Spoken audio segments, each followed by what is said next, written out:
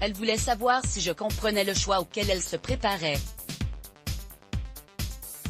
Je lui ai assuré que c'était bien le cas, a expliqué Lionel Jospin aux Parisiens lorsqu'il a été question de la décision prise par Paulette Guinchard de mettre fin à ses jours dans un établissement de santé en Suisse, pays qui le permet, contrairement à la France. À lire aussi, celle qui fut également vice-présidente de l'Assemblée nationale a fait ce choix radical dans l'espoir de relancer le débat sur l'euthanasie en France.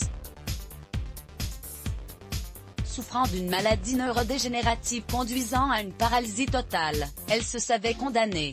Son mari a indiqué qu'elle s'était préparée à l'éventualité de l'euthanasie.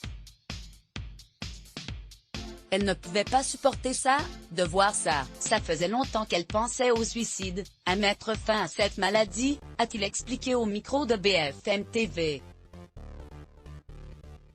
Paulette Guinchard a donc choisi la Suisse, où le suicide assisté est légal. C'est l'association internationale, basée à Berne, qui s'est occupée des démarches. Avant son décès, l'ancienne députée du Doubs avait pris le temps d'écrire un mail à ses proches, leur expliquant son choix et son envie de relancer le débat sur l'aide médicale à mourir en France. De nombreux hommages ont été rendus à Paulette Guinchard. Parmi eux, celui de l'ancien président socialiste François Hollande qui a tweeté « Paulette Guinchard a passé sa vie à améliorer celle de nos anciens, et c'est la force de son engagement qui a permis la création de l'allocation personnalisée d'autonomie. Son humanité et sa générosité doivent continuer à nous guider. »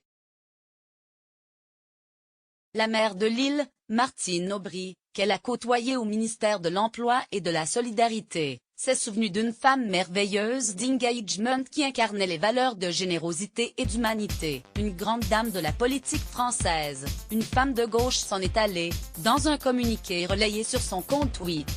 Let's block ADS. Why?